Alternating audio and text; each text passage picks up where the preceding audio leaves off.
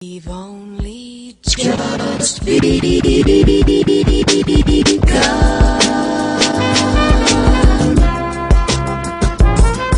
You are now in the realm of enlightenment and transformation, as brought to you by the Foundational Friday. Our core aim is to present an experience, an opportunity for your soul to reascend to its place of origin by cultivating a healthier spiritual awareness and emotional maturity. This show serves as a free offering to the greater community and an addendum requirement for all ANU spiritual training students. For all those listening, if you'd like to move closer to the calculations and fundamental understandings of the ANU order, be sure to pick up the book, Grasping the Root of Divine Power. If you desire a spiritual reading to help you map your current spiritual position in the face of your world and learn the greatest pathways for your fortune in this season, you can go to the SaduluHouse.com. That is SADULUHOUSE.com. You can also go to OrishaReligion.com to find out how you can become a student and member of the new spiritual order. That's OrishaReligion.com. Let us begin. Good evening all. This is Yuya Assaan-ANU, Chief Jegna of the ANU Spiritual Order and head instructor of the Sadulu House Spiritual Center for enlightenment, transformation, and all things that bring healing, growth, and empowerment to your spiritual, emotional, physical, mental, and astral body. On this evening, we'll be covering the energy, or more so I should say this show is dedicated to the concept and the tradition of the Sangoma. Okay, but before getting into that, I want to actually share some information for those who have emailed me and asked me a couple of questions via email. Well, there's been a lot of questions via email. I can't get to all of them tonight, but I'm going to answer a few of them. On the third Fridays of every month is when I'll actually be taking in live questions. So that is a time when you want to call in with your live questions and your concerns and your comments and your observations and so forth and so on. And that is the day that I have committed and sanctified for us to have our dialogues with one another, where I can give you some information in real time. So also, I want to give a heads up again to all my West Coast people. In a few days, I will be in the California area doing some work with someone. So if anybody wants to link up, consultations, readings, any spiritual work that you may need done, consecrations as well, if you're ready to be consecrated to the Orisha that you're working with, this now is the time. Reach out to me and we can link up while I'm out there. Also, if anyone is aware of any bookstores, esoteric or cultural bookstores that would be interested in carrying the ANU books, reach out to us as well so we can get our books into your favorite stores out there and hopefully start up some groups in your area. That's one of the key things about establishing some type of presence in the local bookstores, is because it helps for our furthering work of establishing study groups. People will have a different type of connection, and a lot of times study groups can just start off with book groups, and that has been a request of a lot of the students and people who listen to the show. They've been wanting some one-on-one interaction and really to link up and join with people of like minds in the areas that they're in. Well, this is how it begins. So again, all of my West Coast people, reach out to me if you'd like to get together while I'm out there. You can reach out at questions@anunation.org. That's the word questions at ANUNATION.org. Don't do like the people in the South did. Waited till I got back and everybody was emailing me. So reach out ahead of time and we'll try to set up something while I'm out there. Again, as always, make sure you tune in to Anu Asafo this Sunday at 1 p.m. With our brothers Ifawumi, Wole Ifa and our dear sister Omilade. Okay, I'm sure it will be an excellent show. And I know last Sunday, a lot of people had a lot of good feedback on it. And speaking of feedback, for all of you who have picked up the book and you've enjoyed it, make sure you leave a review on Amazon. For those of you who listen to this show, like on iTunes, leave a review on iTunes.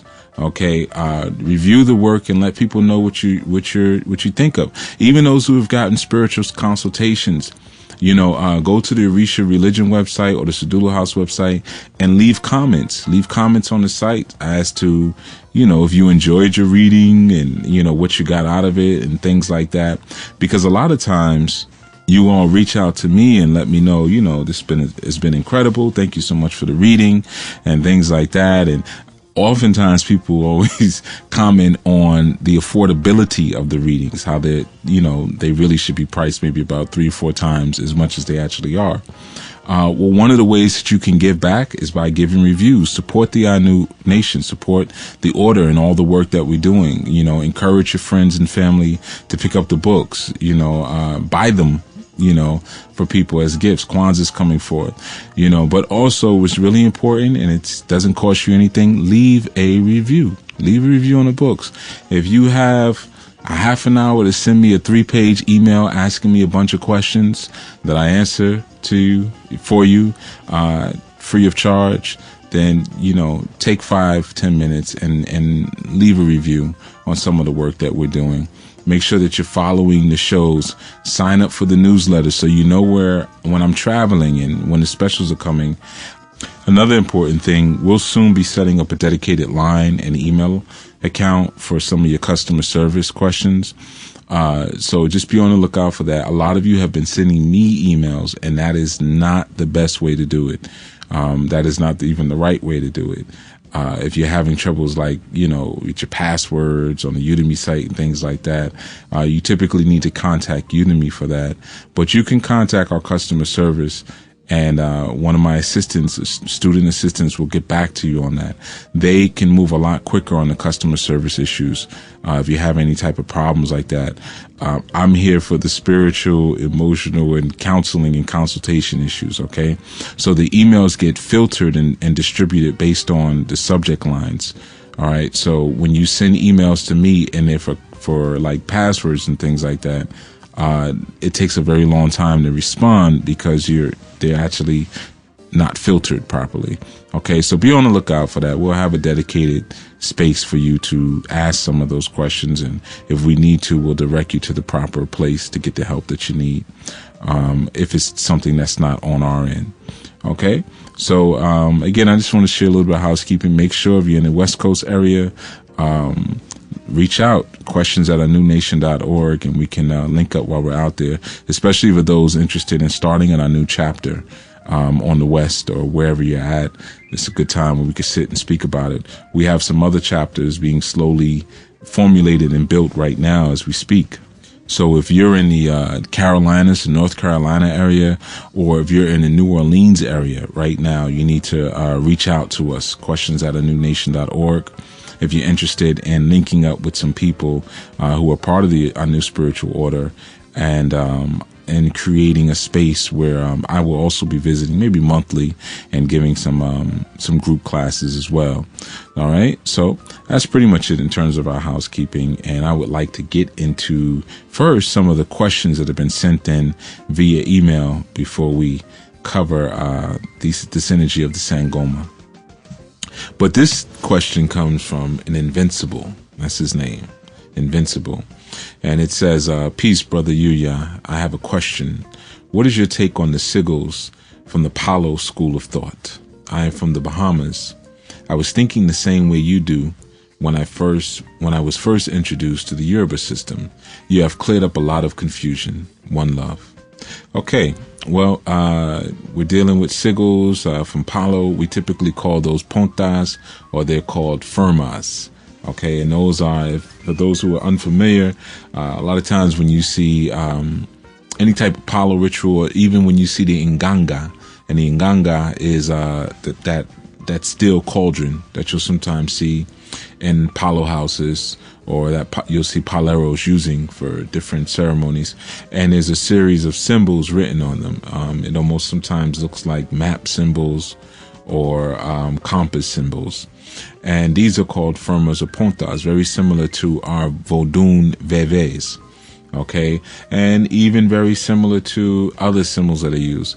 So to answer that question, my take on sigils is the same on sigils in general, whether they be from Palo or whether they be the Kemetic symbols of the Ankh and Hotep and Ra. All of these things are utilized in order to unlock chambers in your own brain. And they invoke and they excite a certain aspect of you in order for it to have a conversation with a higher, what we could say extraterrestrial being.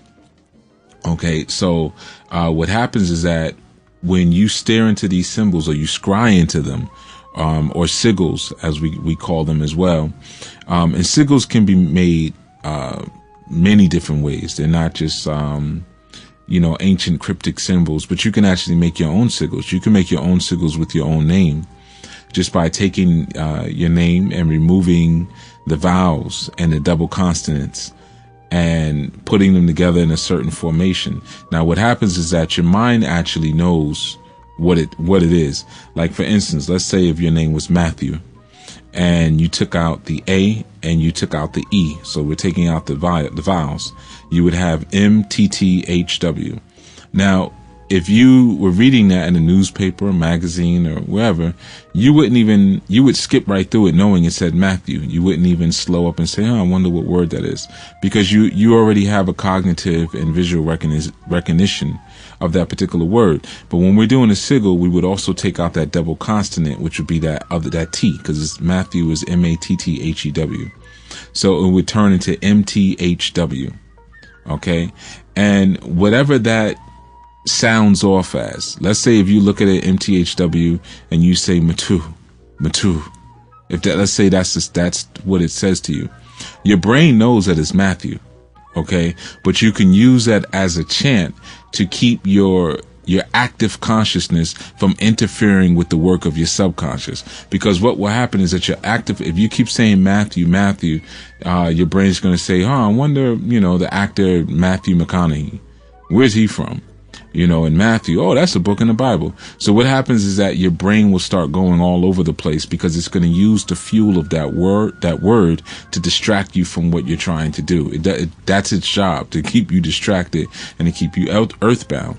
So what you would do is you would create it in a form which we call a sigil, where the active conscious mind is satisfied. It has something to chew on, but the subconscious mind gets fed, because subconsciously or subliminally, your mind and your brain knows exactly what that word is that's being called forth or used. Okay, so that's how we would use a sigil, or how we would create a sigil. That's just a very small example. Even if you look at the symbol for Louis Vuitton, right? If you look at the word love, LOVE, and you take out the vowels, you only have L and V, which is Louis Vuitton. Now, and one of my students pointed this out once. It was very interesting. I was teaching a class on sigils, and I brought up Louis Vuitton, LV, and she said, "Oh, love." So again, we're drawn to certain things because our subconscious mind understands, this is what they're saying. So does that mean that certain people, organizations, entities, or groups would use this same science, such as giving Louis Vuitton the same sigil representation of love? Would they use that in order to program us, or to persuade us and suggest us to do certain things, or to buy certain products? Certainly. Of course they would. And of course they do. Okay, so a sigil has that type of effect on your mind, and it can take you to a very high spiritual place, or it could just give you a natural suggestion or a level of closeness with an idea or a concept. So just like when you see Louis Vuitton, you're saying love whenever you see it, even if you're saying it silently within your mind. And as soon as you say love, of course, it's something that you want. So you got to have the bag, okay, or the whatever, right? So, sigils, I advocate the use of them, invincible. And the Apollo ones are not ones to really play with, because remember, a sigil invokes, instigates, and stimulates a certain aspect of you. And people think, especially with the Apollo ones, it's just like some scribbles on the ground. But each one of those arrows, each one of the directions, they mean something. You know, every cross that's put in, every squiggly line, it actually means something, and your brain knows exactly what it means. And it's important as you start using those type of sigils that you get an understanding of what they mean, because it's just like you may sniff something or you may taste something that has a certain effect on your physical body, but it was unbeknownst to you when you first ingested it or you first came in contact with it, but now you're having a physical reaction. Well, the same thing can happen spiritually and mentally. You can put something in front of you and it's doing its job. It's stimulating a certain part of you, but you may not have been aware that that's what was going to be stimulated. So now you're having a reaction and response, and you may not be able to trace where it came from.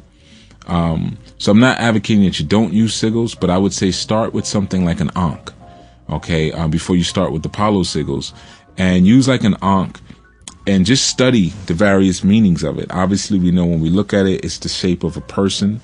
It's also the shape of a staff and a womb, so it represents the male phallus as well as the fallopian tubes. And when you see the two sides of it, when you understand electricity, you'll see the Ankh symbol in there. So we know that the Ankh is also a symbol for magnetism, and it can also be used to generate electricity. So there's various things that the Ankh actually does. So you start with that. And you get basic things. You can even use things like the Sankofa heart, okay, and get an understanding of why things are shaped a certain way that they are, and the different things that they can mean, and then scry into them. I would suggest that even the symbol for Ra, which is just a circle with a dot in the middle of it, because again, that dot, when we deal with Ra, the dot represents the middle form or the middle point that we all have to find in life. Okay, so the dot is not to the left of the cell or to the right, to the top or to the bottom, but it's actually directly in the middle. That's the middle point. And Ra, of course, we know in this representation, it's symbolized by the sun, meaning divine light. Okay, so you could use a sigil like that as well to enact and open up your first eye. Okay, the infinity symbol, things like that. So, sure, certainly do your sigil work. There's nothing with it. Nothing wrong with it. Okay, I'm going to get into one more email before we get into the idea of the Sangoma. And this one comes to us from Brother Zahir. And I'm not going to read the whole thing because it's very long. Okay, and I know we can get to the meat of it pretty quickly. But basically, he says, I want to thank you for the dynamics, the various spiritual subjects with us, sharing various spiritual subjects with us. At around age 14, I gravitated towards Western occult sciences, which developed into a multi-layer intellectual catalog on various metaphysical studies. Now, 15 years later, several years ago, I began studying the idea of biological, interdimensional, and extraplanetary entities. By not having a teacher, guide, or group, I think I opened up the Pandora's box. Without being lengthy, I feel it's important that I brief you on this. It started as the sleep paralysis in which I stayed calm and focused without the usual panic. I recall several beings around me each evening, which included the so-called memory glitched. Months later, a ringing began inside of my head, which developed into a static inside my brain, primarily the frontal right lobe, which developed into cold crystal-like sensation throughout my entire body. The most exotic and fearful sensation I have ever felt, and now, not long after I encountered them, but was blocked from seeing clear by a piercing energy, I believe, emitting from them. One thing I have to make clear is that there appear to have been many different beings and entities, and even what appears to be a human, like with weird instruments. Some malevolent, others benevolent. Over the years, I have continued to study solitary of any organization or groupthink within my own privacy. I reached out to brothers like Dr. Valentine, A.A. Rashid, and others, but no response concerning the above. With all that I have studied, there have been some kind of glitch in the faculty of memory, which I believe is an intentional blockage. By who or what, I don't know. Brother, I don't have any money. We won't get into all that. Brother, okay, so he gets into a little bit more. I'm just kind of skimming through. And, okay, he speaks about a dream. Last night I was in a place of war and prisons. I was able to move about freely and observe with some kind of guide. I found myself alone, then came upon a mansion where I found another guide who lived in the house. Long with the past, man, people, and spirits gathered, then a war kicked off at a point when some Vodun power was activated. Everyone was killing to gain this power and to be the last to gain the house. There was hundreds there. My guide and I who lived there once had to move about in stealth without drawing attention. People were even walking into the ocean outside the house with their children, upon which they would glow. I escaped the house, but was followed by death, and found myself back at the house where there was a fight between two very demonic-looking entities or people that has gained power from their many murders in the house. Somehow I found myself assisting one and beheading the other with this serpent weapon that bites off its head like a blender with 1,000 teeth.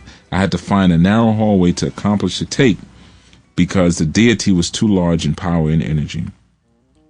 With the other entity, I went back to the main corridor where many gathered, but fewer than before. When I awakened, I still felt like I was there. As I type now, I listened to the Orient Soul Part 2 for the 40th time. Okay. So I'm going to get into it. And as you can see, this brother has some very intense night visions. There's a lot going on with him. I hope everybody was able to follow.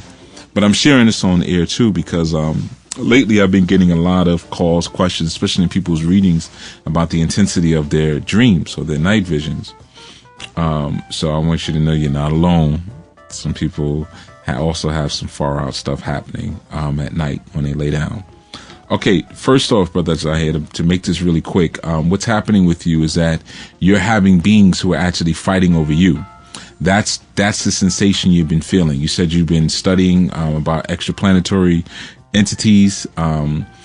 What's happening now is you've created an opening with yourself where you've invited these entities to come work in you, with you, and through you. But the problem is you haven't designated who can do it. So they're actually warring over you. When you were laying in your bed and you said it was like people who were over you, it was almost like you were on an operating table, and it was almost like they were dissecting you. Okay. Or they were examining you kind of like you were on an auction block. Okay. So what's happening here, when you had like the dream of the mansion and there were a bunch of people in the mansion, that mansion was actually your body. Okay. That mansion was your body. When you look at the word mansion in its root form, okay, when we take it back to the Latin, mansion means dwelling place. Okay. So just like in the Bible where it says, in my Father's house, there are many mansions. If it were not so, I would not have told you. Right? When Jesus said that. Well, what he was saying is that in my Father's house, there are many dwelling places. Okay. Because my Father's house, you're the dwelling places. The mansion, the dwelling place is the dwelling place of God. Okay. So what's happening here, you have these entities who are trying to cozy up and partner themselves with God. You're God, you as God. And what's happening is that they're trying to take your body apart in order to get in to do it. Okay. This is the feeling that you've been feeling. You said, it started as a sleep paralysis. Well, think about it. When you are in surgery, you're given an anesthetic, and that anesthetic paralyzes you. And you recalled several beings being over here, and then you had a ringing that developed inside of your head, which developed into a static inside of your brain. All of that is a frequency. Okay. When you have a ringing, what's a ringing? A ringing is a tone. And then it developed into a static frequency. Again, I want you to think of your head like a radio station. So what's happening is that you're having entities who are trying to tune into your frequency. So what you're undergoing is not necessarily a psychic attack, but an attempted a psychic invasion. Okay. You're having entities that are trying to intrude on your psychic and auric body. And luckily, your subconscious is showing you while it's actually going on. It's like when they do the surgery, but they don't actually put the person under. So you get to see everything that is happening. So that's what's going on with you, brother. And in terms of, like you said, you have been studying astral projection and things like that. Well, you don't necessarily need a teacher, but one of the things you did say is that you had a guide. Now, the only people who need guide through the astral planes are the people who do not have subepithermal melanin, or what we also call neuromelanin. Okay, so if you do not have neuromelanin, okay, well, everyone pretty much has subepidermal. Some people don't have epithermal melanin. But what that means is that you most likely need a melanin recharge. Okay, especially the fact that you were feeling pain in your right frontal lobe. Now, when you're dealing with the right frontal lobe of your brain, you're dealing with your cognitive thought, but you're also dealing with the things that identify your speech and language patterns. This is very similar, again, when we go back to the Bible and we understand the science of 666, the mark of the beast, which they say was actually the number of man. Okay, and it would go into the forehead and it would go into the palm of the hand. Well, when we understand 666, we understand that 6 is also the same thing as the letter Z, which you have in your name, and it's also the same thing as the letter S, which is the number of man. 6 is also the number for carbon. Okay, so what's happening here is this is a melanin issue. Okay, when your melanin is right, you don't need a guide. Your melanin is the guide. Okay, and you're not building and strengthening your melanin. You've created a pathway in for these entities to try to intrude. Okay, so the answer here is you have to do melanin work. You have to get, and this may sound very simple, but it usually is very simple, dark fruits, my brother. You have to start digging into your dark fruits again. You're not eating enough fruits in your diet. That's part of your problem. And you have to start really working on charging up the melanin. Don't try to have a conversation with these beings, whether you think they're benevolent or they're malevolent. They're all the same thing. They're trying to get somewhere and get you to raise them up to a place that they do not belong. They do not belong beyond the astral planes. And what they're trying to do is hitch a ride. Okay, they're trying to hitch a ride on your ship. Now notice, and I'm just going to have to shout you out, brother. Your name and your signing is Zahir Dimensional Interface. So if you gave yourself that name, Dimensional Interface, you're telling these beings from various dimensions, hey, you can I'm the interface that you could use to get where you want. Okay, so you might want to I'm not saying change anything, but consider the energy that you're putting out. Now, like you said, one of the things, you were fighting these demons and you were using a serpent type weapon. I believe you said that had like 1,000 teeth on it. Well, obviously we know that's a Leviathan that you were talking about. Okay, that the beast with many monsters, and it's a serpent. And you said the people were going into the water, and when they went into the water, they started to glow. You need to go back and listen to my Oduduwa and Olokun broadcast, okay? And you need to study and understand the energy of Leviathan, and you need to start invoking Leviathan, because obviously the Leviathan, or the Hellmouth, which is what it was also called, is a charm for you. Now, one of the things you said is that when people started going into the water, they started glowing, because what was happening is that they were stripping themselves of their carnal bodies, and you were seeing their glorified bodies. Okay, but the passing through was through this mansion, which is really, you said, okay, a lot of people would committed murders and things in the mansion. This mansion is actually your body. Okay, so once you understand that, I think you'll be able to dissect a little bit better exactly what's going on with you. But you apply the solutions that I gave you, and then it will become more clear to you. Okay, so let's get on to our show, and well, really, we're on the show, but let's get on to our tribute to the energy of the Sangoma. All right, well, I won't get too deep in terms of the various components of the Sangoma tradition, because it would be like going deep into the various components of the Yoruba tradition. We'd be here all year. So what I really want to touch upon is how, because, you know, this work with our new spiritual order and the Anu Nation is about really tying in the Pan-African spiritual experience, but also the Pan-Indigenous spiritual experience, and showing how we can actually connect the dots through our various traditions and gain some measure of unity and finally get on one accord. So I really want to highlight in this segment the relations, and the similarities between Sangoma and what maybe you might already be practicing. And maybe it can help you to see the Sangoma as some of yours as well. Okay? But let's just deal with Sangoma in terms of a geographical piece. All right. So we know obviously this is a tradition from the Bantu people, and the Bantu people in this region, we call them South Africans or people from Swaziland or the Zulu. All right. And this is a tradition that is typically much like the Orisha tradition, is very much ran by women. Okay. So you have who we call Isi Sangoma. And Isi Sangoma is Isisangoma. And Isi means one who does something. So an Isi Sangoma is really a verb whenever you see that. One of the most notable Sangoma that many of you have probably heard of is Kredro Mutwa. And Kredro Mutwa, who has let us all know that he is a high priest of Sangoma, which is sometimes mistakenly called Ishi Sangoma or Isangoma. Okay. But Kredro Mutwa deals with a lot of astral plane travel, which is really, when we're dealing with Sangoma, they are master astral travelers, because their readings and much of their work come through possession. Okay. And they're oftentimes possessed by who we call the Litlotis.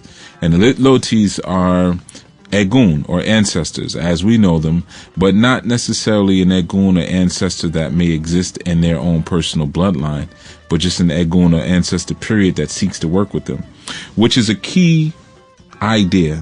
You know, a lot of times when people set up their ancestral work or the ancestral, spaces, they don't actually make sure that they're working with ancestors who want to work with them. They just say, oh, okay, I found out my grandfather was a so-and-so, and so I'm going to build a shrine to him, and, you know, we're going to go from there. And you may be working with, even though it's your blood ancestor, you may be working with an entity that's just not interested. It's just not that into you. Okay? So what's good about the Sangoma tradition is that they ensure and they make sure that the entities, the Litlotis that they work with, are working with them. Okay? Now, we know coming out of that Zulu tradition, with the Sangoma, the Zulu itself within culture and by name connotes a certain level of spirituality, and connotes a certain level of spiritual and celestial connection. Why is that? Because the word Zulu, or Amazulu, which is what it was previously, or sometimes you'll hear KwaZulu, it means the people of the heavens. Okay, so here we already have another example in our indigenous spirituality where the location of their origins is clearly not on the planet Earth. It's extraterrestrial. Terrestrial, you know, meaning Earth or Terra, but it's post or pre or super Terra. Okay, so unlike when you have the Greek mythology or you have the Roman mythology, when they're dealing with their idea of heaven or their highest place or where their gods exist, all of their gods still exist on the planet of Earth, because that's as far as their vision was able to see, but they just exist in a place that's really hard to get to. So you have to climb the highest mountain and you'll end up in Valhalla, or you'll end up in Olympus, and so forth and so on. But whenever you deal with these indigenous traditions, okay, even when you deal with the Yoruba, and we're told about the Iroko tree, which is the oldest tree, the Iroko tree, and how that tree was planted, and there were different entities that came off that tree, but who came from Orun, or even a gold chain, or sometimes it's the iron chain that was dropped down from Orun, and people descended, or more importantly, these primordial energies descended. Okay, so what that really deals with is, again, the concept that the heaven, or the higher place of the fifth dimension is not here on the planet. So therefore, that means at our origins and at our best, we're not planetary beings or earthlings. Okay, we're not earthlings. We're not actually beings of the earth. So the Sangoma tradition and the Zulu tradition really speaks about this in a very subtle and sometimes not so subtle way. Again, KwaZulu not only means the people of heavens, but it also means the people of Mars, the planet that we know as Mars, which we also know to be the red planet, or in many senses it's the planet of Aries, which of course Aries is symbolized by the ram, and if you spell ram backwards, you get Mars again, or Mar. Okay, but even in that sense of the ram, we know that this is Ogun. This is the Ogun energy. This is Ogun's planet. Now, dealing with the Sangoma, we see an interesting word in there, because Sangoma is spelled S-A-N-G-O-M-A. Now, I already know you picked up on it. S-A-N-G-O, Shango. Okay. Now, interesting enough, the typical colors and uniform of the Sangoma is colored red and white. And the word Sangoma means people off the drum, or people from the drum. It also means people from the drum who play with fire. Very interesting, right? Because we're coming all the way down here to South Africa, okay, to Zululand, and we're hearing that Sangoma or Shangoma means that people off the drum who play with fire. Well, doesn't Shango hold fire in his mouth? Isn't Shango known as the drummer? He plays the bata drummer, and when that thunder comes down, it's the sound of Shango playing his drums. And Shango even destroyed his kingdom of Oyo with the fire that came from his mouth, that he got from the charm from Eshu when he learned how to spit fire from his mouth. Very interesting, because now when we deal with the Sangoma or the Sangoma, we have the same colors of red and white. We have the same concept of fire, and more importantly, we're dealing here with drumming. We're dealing here with drumming. The people off the drum are the Sangoma. Okay, so in that sense, let's get into the idea and the concepts and the philosophy of the Sangoma. Okay, one of the things that they do is that they do readings. Of course, it's one of the places where we got the origins of the idea of the bone readings. Okay, but they deal with possession, and part of what they do in possession, they go to a certain plane of being, similar to how we have in our Orisha tradition, and you hear me oftentimes talk about the Okan. Okay, well, the Sangoma have a similar place that they go to as well, and in that realm is where they go with the Lidlotis, and they pull answers. Okay, to the question that those come to them, when they're doing divination sessions, and also is where they go to tap into their healing potential and their healing information as to what plants and what herbs and what salves would do what. The Sangomas were always known as the protectors of their region. When we're dealing with the KwaZulu, they were always known as the protectors. And again, like I said, most often were women. Okay, and then you had another aspect of the Sangoma called the Inyanga. Okay, and that's spelled Nyanga, or sometimes you'll see it spelled Inyanga. And Inyanga is the herbalist, is the one who deals with herbs. Very similar in our Yoruba to the Eshegun. Isegun, Eshegun. Now, the Eshegun is the one who deals with herbs, okay? But when we have the Inyanga and we're dealing with Palo, which is just a little higher up, we're in South Africa. If we just go up a little bit to the Congo, and we have the concept of the Inyanga or the Inyanga. And what is that? Right? It's the Nganga. It's the pot. Okay, so the Nganga is the pot where we create the universe, where we create our own worlds, where our Nkisis live. Well, the Inyanga is the person who deals with the herbs of the world, where they can create their own universe or create their own outcome, where they're dealing with that energy, that alchemical energy of Osayin, which we're going to get into at the end of this month again. But Osayin, again, dealing with that alchemy. How do I take this little plant and turn it into something that will bring someone back to life or hurry someone to the grave? How can I do that with this one little berry? I must be able to look into this berry, and even though it may be only the size of my finger or maybe the size of my pinky, I must be able to transport my spiritual body into this little herb or this plant or this berry and see the whole entire universe of this. And now focus and direct its one intention of the world of this herb or this berry and berry into one thing that I need. Okay, so if you could imagine, it's like that old movie, I think it was the 80s, Honey, I Shrunk the Kids. If you could imagine, let's say, taking a mint leaf, and it's just a regular little mint leaf, right? What could it really do? Imagine if you could shrink yourself small enough to a microscopic level and go inside of that mint leaf. and go inside and rewire what that mint leaf is and what it's supposed to be. So though it was for flavoring or cooling or smell, now you're making it to wake up the warrior energy of a person. Okay, because you've went inside of it and totally rewired it. Okay, you transported yourself into it after you shrunk yourself. Okay, so this is what happens when we perform alchemy. Our spirit projects itself into a substance and then transmutates that substance into what we need it or want it to be.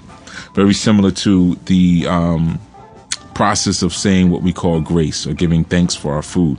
We're actually transporting our spirit into that food to tell the food, this is what I need you to be. This is what I need you to represent and turn yourself into. It's the alchemy.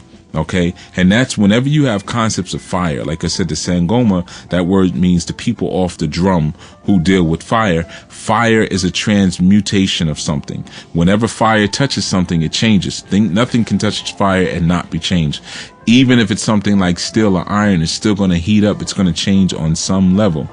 Okay, so the Sangoma, not only are they speaking in tongues, not only are they going into possession, not only are they interpreting dreams, not only are they, healing people of various energies, but these are people who have mastered the science of alchemical process through the fire, the drumming, the possession, and the vibration of Shango. Okay, so the Sangoma are children of Shango. The Sangoma are children of Shango. So that relates us right back into our situations. Now, of course, a man can be a Sangoma. Credo Mutua is a man, okay? And he's a Sangoma. So it's not necessarily that only women are Sangoma, but you find they typically deal with that energy, because when you're dealing with the Sangoma, you're also dealing with the concept of the serpent, which is very prevalent in that tradition. Now, the serpent, again, takes us back to Mami Wata. If anybody's ever seen images of Mami Wata, if you have not, I would suggest that you go and check out Mami Wata, or even Pampagira, all right?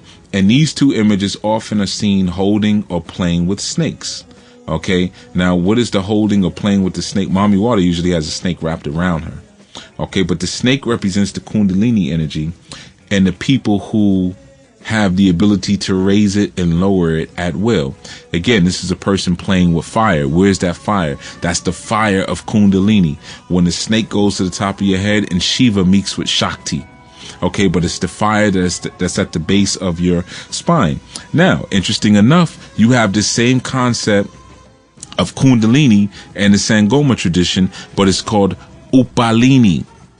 The words are so similar. You have to understand at some point that the entire continent was connected. Okay, so that raising up of the fire, raising up of your energy, raising up of your higher self, we know that it starts with fire, because fire is life. Things come from fire. One of the key things with the Sangoma is you have what's called falasa. And falasa is when they actually vomit. They induce vomiting in order to clean the system. A lot of times you hear me talk about the blood needing to be clean. This is a concept that I understood from my Sangoma training, is that we have to keep our blood and our bodies clean so that we can be attractive to spirits. Okay. And of course, this is in many different systems, but it's really stressed in the Sangoma system that you maintain a very clean system, a very clean body. It's very interesting too. Malcolm X, or El Hajj El Malik Shabazz, who was clearly a Sangoma. A Shango energy. The person with the autopsy on his body, he made an interesting note. He said that when he did the autopsy on El Hajj El Malik Shabazz's body, that it was the cleanest body that he had ever come in contact with. He said that he had never dealt with a body as clean as his. It's very interesting when you kind of think about it. When you think about the energy that he represented and what he did, that fiery tongue, okay, that Shango style energy, even the fact that he had red hair. He was called Detroit Red, okay? Again, Shango type energy. And if you even look at the energy of the Honorable Elijah Muhammad, he has a very calm and cool Obatala type energy, a very calm, withdrawn, but brilliant type of mindset. And this was a father and son relationship that they had. Okay. But, getting back again to the idea of the Sangoma, and let's deal with their initiation. They call it Dwasa. Okay, and the Ithwasa, because remember, E or Iso is someone who's doing something. The Ithwasa is the person who's actually, it's Itwasa is the person who's actually going through the initiation. And Twasa means when the moon first appears, or more so when the moon reflects the light of the sun. Okay, it's that new moon. Now, the new moon, as I tell everyone, is when you should be doing your ancestral work, especially for those who are doing the kin, or I've taught that too, or given information on how to do kin. You should be doing that on a new moon. That's when you do ancestral work. Okay, so very interesting. The light of the new moon, or the emergence of the new moon, is signified by the emergence of new initiates into the Sangoma tradition. Okay, but now, we also understand the light reflects the light of the sun. Now, the sun in our zodiac, which would be Obatala, the one, but also comes from the solar chakra. And many times people associate the solar or the one to Shango. Okay?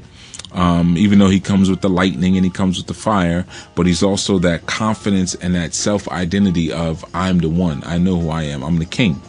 Okay, so it's almost like you have this constant Sangoma process of affirming and reaffirming their connections and their child, or their parental and child relationship to the energy that we know as Shango, or some of us may know as Shango. Okay, but you have many different aspects of the Sangoma. And like one of the things that I said earlier, we were dealing with the name, even Sangoma, and the name of the Zulu, right? And we said that the Zulu meant the people from the heavens. Now, when we're dealing with Shango, we know that Shango relates to our zodiac sign of Aquarius, and Aquarius's planet is Uranus, or Uranus, all right? And very similar to Ogun, his planet being Mars, but Uranus actually is a compilation of two different words, and the compilation is and Anu. Anu. Anu is actually the right way to say Uranus or Uranus, which is so much more fun to say. But Anu, when you're dealing with signifies deity, just like El, or just like Al. All right, and I've gone on this a million times, so to go back all into that. But it signifies deity. Anu means the people from heavens. In the Bible, all right, Anu was used whenever we see the word heaven. It was translated from Anu to heaven. So heaven is actually Uranus, or Uranus, or Anu. Okay. This is the place in the home of Shango. Now, so when the Zulus say that we are the people of the heavens, or we are the people who come from Mars, or from heavens, they're saying we come from these two planets, which happen to be warriors, and not just warriors, but brothers in the Yoruba system, Ogun and Shango. Now, let's go back to it. I've often said that Shango was Shaga Zulu. Now, I've had some friendly debates on this amongst my colleagues, because many people some of them have said that they believe that Shango was Ogun. Okay, maybe, but I see Shaga Zulu as Ogun. I see Shaga Zulu as Shango. I certainly see the Shaga Zulu as Shango, especially based on his name. But let's just say if he was Ogun, right? And he came with he definitely, even if he was Shango, he came with an Ogun avatar. No doubt about that. Coming with the harder weaponry, he forged a different type of spear, made it shorter. Everything with him was like he was called the War Machine. That was one of his names, the War Machine. And they called himself the Giant Elephant, or the Great Elephant, because he would stomp through and just level everything. This was an Ogun energy, right? But he had a nephew that we celebrate and we revere as one of the Nkisi and Palo. Okay, and in Palo, sometimes you see an Nkisi by the name of Siete Rayos. Siete rayos. Now, for those of you who know your Spanish, siete rayos means 7 rays. Okay, 7 rays, siete rayos. But what's more interesting about that, if you actually understand the origin of siete rayos, because you remember, Palo is not Spanish, Palo is Congolese. All right, and I know it's a little difficult sometimes when you want to get in the Palo and you don't speak Spanish, because most of it is, taught or has been embraced by the Latino community, which is excellent. But some people have a little trouble connecting, identifying with the language and the culture, and even the inclusion of some of the Catholic saints into it. But, you get it where you get it. Wherever you can get your information, you get it, and you make it your own in time. You make it your own. But in any event, so we have Siete Rayos, who correlates us and connects us to the energy of Shango. And just so you know, his counterpart is Centella Ndoki. Centella Ndoki is a woman of storms, whirlwinds. So who is this? Of course, we know this is Oya. So Oya is Centella Ndoki. Shango would be Siete Rayos. And Ogun would be Zarabanda. We even have an Eshu, who most times is referred to as Lucero. And their brother, again, Ochosi, who will be Matalumbo, who has an assistant by the name of Katinde, or Matalumbo. Okay, but anyway, let's get back to the Sete Rayos. The great Shaga Zulu, and that's how you say it, Shaga. So if you're wondering who I'm talking about, many refer to him as Shaka Zulu, but his name was actually pronounced Shaga Zulu. All right, and Shaga Zulu had a nephew who also beat the hell out of the English, because one of the greatest massacres to date that the Britons have ever suffered was the massacre or the behind whooping that Shaga Zulu put on them. Okay, only rivaled by Hannibal's work in Carthage, in Rome. Okay, but he had a nephew who was just as fierce and just as feared, and who rode on the energy of his uncle Shaga, and his name was Shetewayo. Shetewayo. Shetewayo is where we get the name Siete Rayos. So we actually have been taught that Siete Rayos, who is an Nkisi, is actually means 7 rays, and there is a science to the 7 rays. Okay. And we'll get into that at some point when I go into the Palo. At some point, I'm gonna do a show on the Palo and Kisis and break those down to you. But in any event, Siete Rayos was a deified ancestor, because remember, when we're dealing with Sangoma, we're mainly dealing with ancestral energy. But he was deified to the point that they actually made him an Nkisi. Very similar to what we've been taught about the Orisha Oduduwa, which is untrue, but hey. But Orangan is one, okay, who was a hunter and was a king. And we understand that at one point he was told that he was deified. But again, it's not necessarily true. But this was one where Siete Rayos had performed his work to such brilliance and to such military and strategic excellency that he was actually named to be as like a god. And that was Siete Rayos, which eventually became Siete Rayos, which of course now is Siete Rayos. It takes away from the African story of it, which is kind of interesting. So this kind of relates to our last show of Sankofa. And of course, it's purposeful that we come from Sankofa to Sangoma. Very similar sounding words, because they both are dealing and diving back into the annals and the wisdom of the ancestors. Okay, these are ancestral ideas, ancestral traditions. Okay, one of the cool things that you also find about the Sangoma, especially when they're bringing someone through Twasa, the person is not really eating any meat. Okay, it's like a vegetarian style diet. And interesting enough too is that most Sangomas sleep on the floor. Okay. Those who have hosted me before, when we've done certain spiritual work and consecrations, that's always come up before. I've always said, no, I'll just sleep on the floor. I actually enjoy sleeping on the floor. I tend to. And I can sleep in a bed too, but the floor is just fine for me. I like the floor. I like the vibration. I like the humility that the floor brings. And it was very amazing to me many years ago when I found out that this was a part of sleeping on that straw mat was one of the key things that you had to do when you're going through your Sangoma initiation. There are not many Sangomas in North America. There are people who have posed themselves as such. I'm not going to mention any names at all. You will have to do the research for yourself and find them. But the way they read is through throwing bones, as some like to call it.